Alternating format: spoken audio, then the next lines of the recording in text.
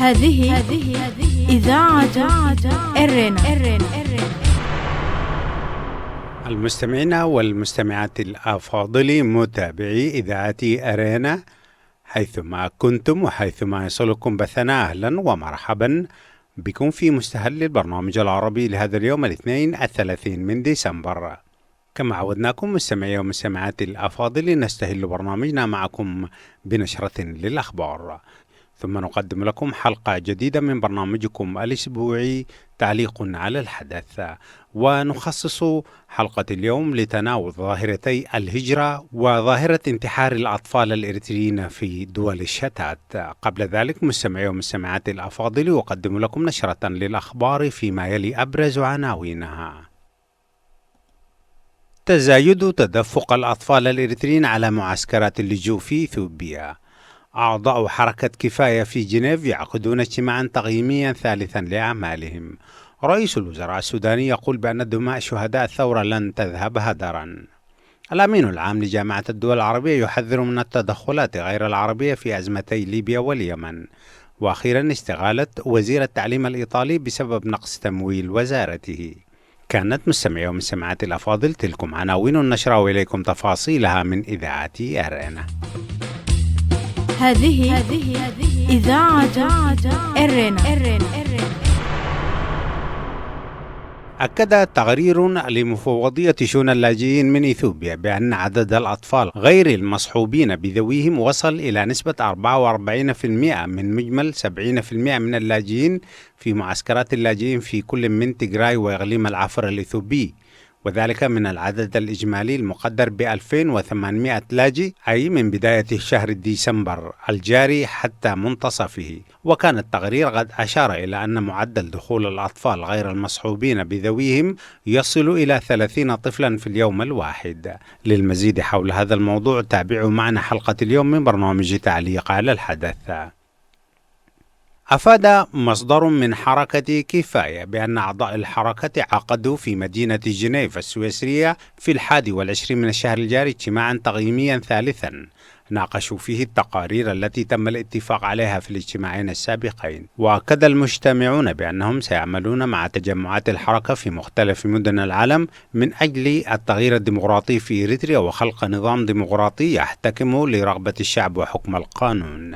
وكانت تجمعات حركة كفاية قد واصلت اجتماعاتها في الفترة السابقة، حيث شهدت باريس ومدينة نانت في غرب فرنسا اجتماعات تقييمية لأعضاء الحركة لمناقشة الأداء العام والتنسيق مع التجمعات المماثلة في مدن العالم. وتعتبر حركة كفاية من أنشط حركات المقاومة المنظمة في داخل وخارج إريتريا، وقد سببت أنشطتها المتزايدة إزعاجا مستمرا لحكومة أسمرا. قال رئيس الوزراء السوداني عبد الله حمدوك أن دماء الشهداء لن تذهب هدرا، مؤكدا أن العدالة ستحقق لقتل الاحتجاجات التي أدت إلى الإطاحة بنظام البشير.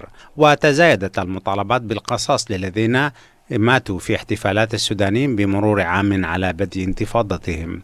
وقال حمدوك أمام المئة أن الذين واجهوا الرصاص بصدور عارية وجعلوا هذا ممكنا لن تضيع دماءهم هدرا. لقد شكلنا اللجان القانونية وعدلنا القوانين من أجل العدالة.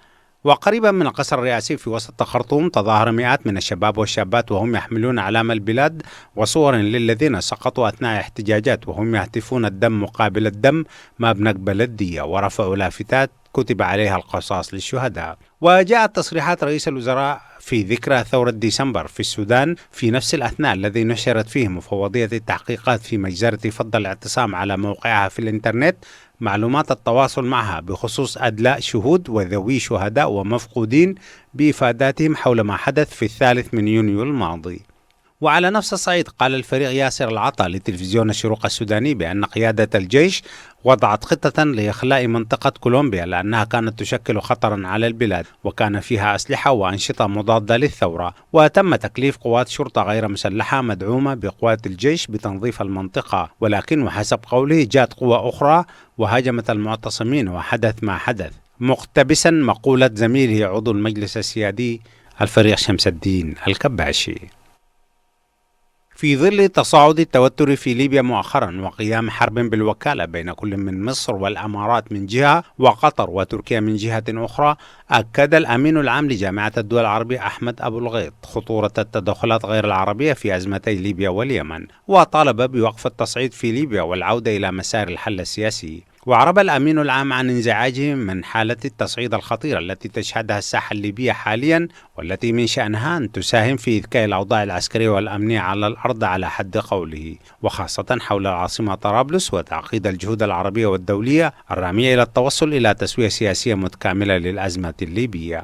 وصرح مصدر مسؤول بالأمانة العامة للجامعة العربية بأن أبو الغيط جدد بهذه المناسبة دعوته كافة الأطراف الليبية للخفض الفوري للتصعيد والانخراط بحسن نية في الجهود التي يرعاها المبعوث الأممي غسان سلامة لوضع حد للعمليات العسكرية القائمة والتوصل إلى ترتيبات متفق عليها لوقف إطلاق النار واستئناف المسار السياسي الذي يفضي إلى توحيد المؤسسات الليبية وإزالة التهديد الذي تمثله الميليشيات المسلحة التي تعمل خارج سلطة الدولة، وتمهيد الأرضية السياسية والقانونية والدستورية لتنظيم الانتخابات التي يتطلع إليها الشعب الليبي. وتشير تحذيرات أبو الغيط إلى الدور الذي تلعبه كل من تركيا وإيران في أزمتي كل من ليبيا واليمن. ذكرت صحيفة لا ريبوبليكا الإيطالية الشهيرة أن وزير التعليم الإيطالي لورينسو فيريامونتي قدم استقالته من منصبه بسبب نقص التمويل الذي تحتاج إليه وزارته. وأفادت صحيفة لا ريبوبليكا بأن فيريامونتي قدم بالفعل استقالته في رسالة إلى رئيس الوزراء جوزيبي كونتي، وكانت أنباء قد ترددت قبل أيام حول استقالة الوزير، وتم إرجاع السبب إلى عدم تمكنه من الحصول على التمويلات اللازمة لتحسين النظام التعليمي في بلاده. بهذا الخبر مستمعي ومستمعاتي الأفاضل، نكون وإياكم قد وصلنا إلى نهاية نشرتنا الإخبارية، وهذا تذكير بأبرز عناوينها. إذاعة إيرينا، صوت مستقل لإريتريا. تزايد تدفق الأطفال الإريتريين على معسكرات اللجوء في إثيوبيا.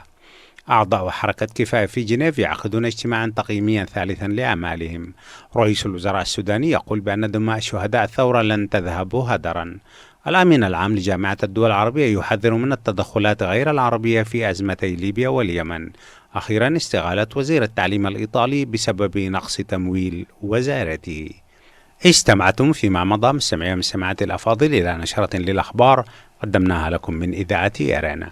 متابعة طيبة أتمنى لكم مع ما تبقى من فقرات برنامجنا. إذاعة إيرينا، صوت مستقل لإريتريا. المستمعات والمستمعين الأفاضل، أهلا وسهلا بكم مجددا في حلقة هذا الأسبوع من برنامج تعليق على الحدث. وكالعادة نخصص حلقات برنامجنا الأسبوعية كما عودناكم مستمعي ومستمعاتي الأفاضل إلى تناول أهم المستجدات على الساحة الإريترية ومنطقة القرن الأفريقي والقارة الأفريقية والمستوى العالمي، بطرح ما يهم المواطن الإريتري في الداخل والمهجر. وفي حلقة اليوم نتناول أهم الظواهر التي تميز إريتريا خلال العقدين السابقين، وهي مشكلة هجرة الأطفال وتنامي ظاهرة الانتحار في أوساطهم، وذلك عبر التعرف إلى المصاعب التي تواجه المهاجرين الإريتريين وأسباب الهجرة وتفشيها في أوساط الأطفال. فأهلا وسهلا بكم مجددا. هذه إذاعة إيرينا. كما أوردنا أي المستمعين والمستمعات الأفاضل في صدر نشرتنا الإخبارية، فأن مفوضية شؤون اللاجئين وعبر مكاتبها في إثيوبيا أصدرت تقريرا للنصف الأول من شهر ديسمبر الجاري قدمت فيه إحصاءات لأعداد الإريتريين في معسكرات اللجوء، خاصة في كل من إقليمي العفر وتيغراي المجاورين لإريتريا. وحسب التقرير الذي غطى الفترة من الأول وحتى 15 من ديسمبر الجاري، فإن هناك 30 طفلا يدخلون إلى إثيوبيا من إريتريا في كل يوم، وأن 27% من هؤلاء يدخلون بمفردهم أو مع أصدقائهم، أي أنهم غير مرافقين بأسرهم. ويبلغ عمر هؤلاء في العادة ما بين 12 سنة و17 سنة، أي دون السن القانوني وهو 18 سنة. وأفاد التقرير بأن العدد الإجمالي للإريتريين في معسكرات اللاجئين في تلك الفترة وصل إلى 2808، أي خلال 15 يوما فقط، أي أن معدل الدخول اليومي في السنوات الماضية يصل إلى 30 لاجئ في اليوم الواحد، وأن 44% من نسبة 70% من الذين يعيشون في معسكرات اللاجئين هم من الأطفال بصورة عامة، و27% من 44% هم من الأطفال غير المصحوبين بذويهم. وقال التقرير بأن حوالي 1000 من هؤلاء الأطفال يخضعون لعلاج نفسي على يد أطباء موزعين في معسكرات اللاجئين. هذه إذاعة إرنا. تعتبر مسألة هجرة الأطفال ظاهرة جديدة على المجتمع الإريتري، ففي سنوات اللجوء الأولى منذ عام 1967 عندما استخدمت إثيوبيا سياسة الأرض المحروقة ضد القرى في إقليم القاش بركة، وأحرقت القرى الإريترية في الساحل ودنكاليا وعنسبة وإقليم سمهر والساحل، لجأت الأسر الإريترية إلى السودان في رحلات طويلة، وكانت هذه المسيرات تستمر أياما وليالي، ولكن دوما يكون الأطفال في صحبة الآباء والأمهات، وحتى الذين فقدوا آبائهم وأمهاتهم يكونون دوما في صحبة الأقارب، وإن لم يكن لديهم أقارب فهم تحت رعاية الجيران والمعارف. وكل الأسر الإريترية التي لجأت من الموت والخوف لها قصة تحكيها حول اللجوء ومعاناته.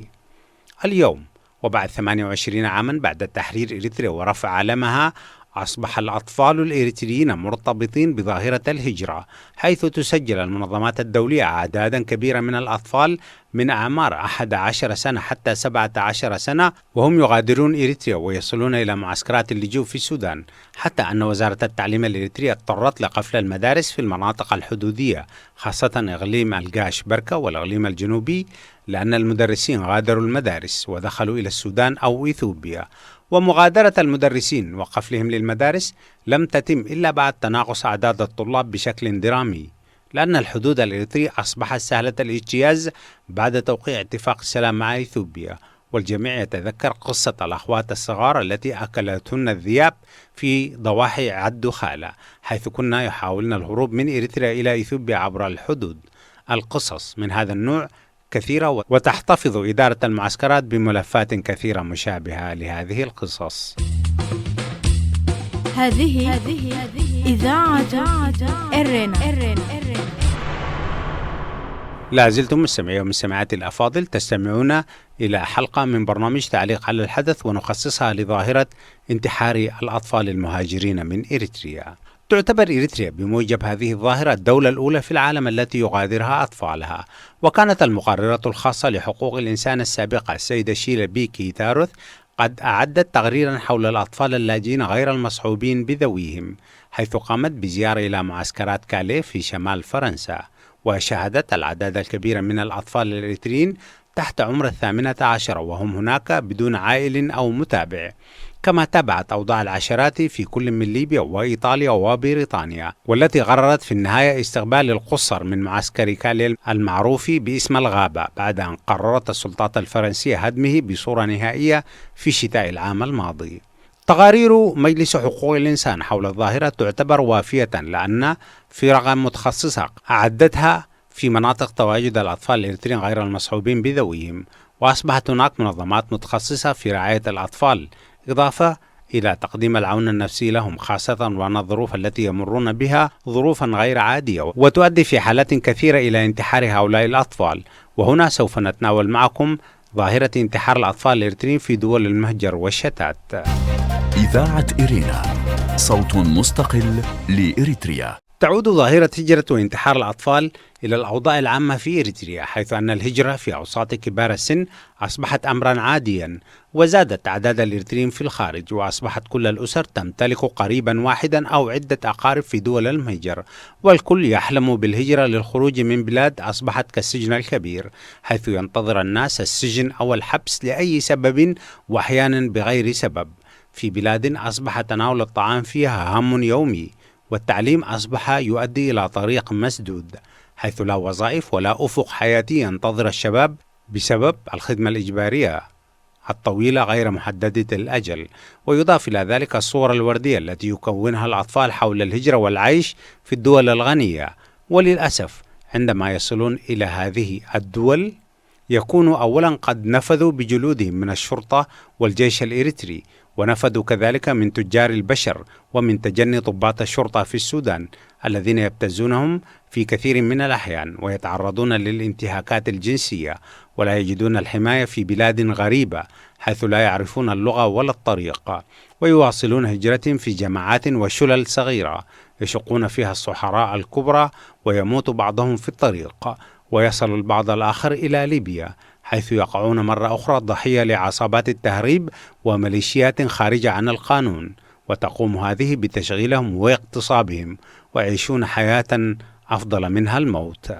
وخلال هذه الرحلة التي يكللها العذاب ينجح الكثير من الأطفال في الوصول إلى ليبيا عبر الزوارق والمراكب، وعادما يجدون من يشفق عليهم من كبار السن واللاجئين من النساء واللاتي يعتبرن الأطفال كأولادهن ويدافعن عنهم، ولكن المعاناة تطال الجميع، وفي أغلب الأحيان تتفرق المجموعات والمعارف ويصبح الأطفال غرباء في رحلة يكتنفها العذاب. هذه إذاعة إرنا. وعندما ينجح هؤلاء الأطفال في وضع أقدامهم في البر الأوروبي سواء كان في مالطا أو إيطاليا، فإنهم يكونوا قد وصلوا إلى هذه المرحلة وهم ممزقون نفسيا، يدخنون ويشربون الخمور ويغرقون في كل الرذائل حيث لا رقيب عليهم ولا حسيب. وبسبب المرارة التي عانوا منها بسبب هذه الرحلة فإنهم يكونون رافضين لأي ناصح وحادب عليهم، وينتهي بهم المطاف وهم منتحرين للأسف الشديد. ففي بريطانيا ذكرت صحيفة الجارديان البريطانية الشهيرة بأن 4 أطفال إريتريين انتحروا بفارق زمني مدته 16 شهرا، وأن هؤلاء 4 هم أصحاب قدموا مع بعض من إريتريا مرورا بإيطاليا وفرنسا ودخلوا بريطانيا ليلاقوا حتفهم انتحارا واحدا بعد الآخر. وذكرت الصحيفة بأن عثمان أحمد نور الذي يبلغ من العمر 19 عاما وجد مشنوقا في سكن في ضاحية كامدن تاون في لندن، وقبل 6 أشهر من وفاة عثمان كان صديقه فيلمون ياماني والبالغ من العمر 18 عاما قد انتحر أيضا. وسبق فيلمون انتحار صديقه إلكسندر تخلي 18 عاما. وأخيرا وفي شهر فبراير الماضي رحل آخر واحد من مجموعة الأصدقاء ال4 واسمه مولو برهان مدهاني. كل واحد من هؤلاء الأطفال قرر أن ينهي حياته بنفسه رغم أنهم مروا بظروف غير طبيعية حتى استقرارهم في بريطانيا. إذاعة إرينا، صوت مستقل لإريتريا. ظاهرة انتحار الأطفال الإريتريين أصبحت ظاهرة مقلقة وتحتاج إلى دراسة ميدانية موسعة تتعرف على الدوافع والأسباب وطرق المعالجة والحد من الأزمة، لأنها أصبحت جزءا من حالات الانتحار المنتشرة بشكل عام في أوساط الإريتريين، خاصة الانتحار بعد قتل شريكة الحياة. ففي 12 من الشهر الجاري قتل إريتريين نفسه بعد أن رمى نفسه تحت القطارات في لندن، وذلك بعد أسبوع فقط من استقبال زوجته القادمة من أحد معسكرات اللاجئين في السودان وقتلها بعد خلاف بينهما. وكان إريتري قد قتل زوجته وأطفاله في الولايات المتحدة في العام الماضي. وكان إريتري آخر قد انتحر في أحد السجون الإسرائيلية حيث كان في انتظار محاكمته بعد اتهامه بقتل زوجته. التمزق الذي أصبح يعاني منه المجتمع الإريتري أصبح يدفع نحو الانتحار بشكل كبير، بحيث أصبحت ظاهرة انتحار الكبار والصغار في دول المهجر خاصة مشكلة كبيرة. وكانت إذاعة إرينا قد قدمت تقريرا قبل 4 سنوات من دائرة الهجرة السويدية يشير إلى انتشار ظاهرة الأطفال في السويد بشكل خاص. ففي الفترة من أغسطس 2014 حتى مايو 2015 انتحر حوالي 10 أطفال إريتريين من مجموع عشرات المقدمين للجوء في السويد. وتشير دراسة سويدية بأن أسباب حالات الانتحار تعزى إلى الصدمة الناتجة عن الهجرة، إلا أن منظمات إنسانية طالبت بإجراء تحقيقات موسعة حول هذه الظاهرة. وكانت إحدى الحالات المسجلة لطفل إريتري كان يعيش مع أسرة سويدية أنهى حياته بطريقة مأساوية. في الأخير علينا الإقرار بأن هذه الظاهرة مرتبطة بشكل لا ينفصل عن ظاهرة الهجرة التي تحدثنا عنها في بداية البرنامج. وإذ لم يتم تناول ودراسة ظاهرة الهجرة وأبعادها وتأثيراتها السالبة، فإن ظاهرة انتحار كبار السن والأطفال سوف تستمر وتكون عبئا إضافيا على الإريتريين الساعين إلى إحداث تغيير اجتماعي وسياسي في بلادهم يحد من المآسي التي تشهدها البلاد، خاصة في فترة ما بعد الاستقلال. هذه إذاعة إرنا. استمعتم مستمعي ومستمعاتي الأفاضل إلى حلقة من برنامج تعليق على الحدث، وكانت مخصصة لتناول ظاهرة الهجرة وانتحار الأطفال الإريتريين في دول الشتات. إذاعة إرينا، صوت مستقل لإريتريا. أهلا وسهلا بكم مجددا، وفيما يلي أقدم لكم مستمعاتي ومستمعي الأفاضل موجزا لأهم ما ورد في صدر نشرتنا الإخبارية لهذا اليوم. تزايد تدفق الأطفال الإريتريين على معسكرات اللجوء في إثيوبيا. أكدت تقارير لمفوضية شؤون اللاجئين من إثيوبيا بأن عدد الأطفال غير المصحوبين بذويهم وصل إلى نسبة 44% من مجمل 70% من اللاجئين في معسكرات اللاجئين في كل من تيغراي وإقليم العفر الإثيوبي، وذلك من العدد الإجمالي المقدر ب2800 لاجئ في نفس الفترة، أي 15 يوما من الأول من ديسمبر وحتى 15 من ديسمبر الجاري. وكان التقرير قد أشار إلى أن معدل دخول الأطفال غير المصحوبين بذويهم يصل إلى 30 طفلا في اليوم الواحد. أعضاء حركة كفاية في جنيف يعقدون اجتماعا تقييميا ثالثا لأعمالهم. أفاد مصدر من حركة كفاية بأن أعضاء الحركة عقدوا في مدينة جنيف السويسرية في 21 من الشهر الجاري اجتماعا تقييميا ثالثا ناقشوا فيه التقارير التي تم الاتفاق عليها في الاجتماعين السابقين. وأكد المجتمعون بأنهم سيعملون مع تجمعات الحركة في مختلف مدن العالم من أجل إحداث التغيير في النظام الحالي وخلق نظام ديمقراطي يحتكم لرغبة الشعب وحكم القانون. رئيس الوزراء السوداني يقول بأن دماء شهداء الثورة لن تذهب هدرا. قال رئيس الوزراء السوداني عبد الله حمدوك أن دماء الشهداء لن تذهب هدرا، مؤكدا أن العدالة ستتحقق لقتل الاحتجاجات التي أدت إلى الإطاحة بنظام البشير. وتزايدت المطالبات بالقصاص للذين ماتوا في احتفالات السودانيين بمرور عام على انتفاضة ديسمبر في الخرطوم. الأمين العام لجامعة الدول العربية يحذر من التدخلات غير العربية في أزمتي ليبيا واليمن في ظل تصاعد التوتر في ليبيا مؤخرا وقيام حرب بالوكالة بين كل من مصر والإمارات من جهة وقطر وتركيا من جهة أخرى. أكد الأمين العام لجامعة الدول العربية أحمد أبو الغيط خطورة التدخلات غير العربية في أزمتي ليبيا واليمن، وطالب بوقف التصعيد في ليبيا والعودة إلى مسار الحل السياسي. استغالت وزير التعليم الإيطالي بسبب نقص تمويل وزارته. ذكرت صحيفة لا ريبوبليكا الإيطالية الشهيرة أن وزير التعليم الإيطالي لورينسو فيورامونتي قدم استقالته من منصبه بسبب نقص التمويل الذي تحتاج إليه وزارته. هذه إذاعة إرنا.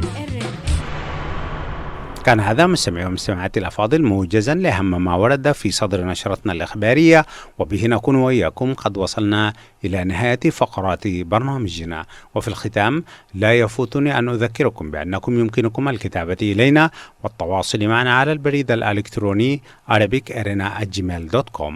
وحتى الملتقى بكم في حلقة جديدة من برنامج تعليق على الحدث والبرامج الأخرى لإذاعة إرينا. لكم من محدثكم فتحي عثمان ومن زملائي في الإذاعة أطيب التحايا، ودمتم في رعاية الله وحفظه وأمانه. هذه إذاعة إرنا.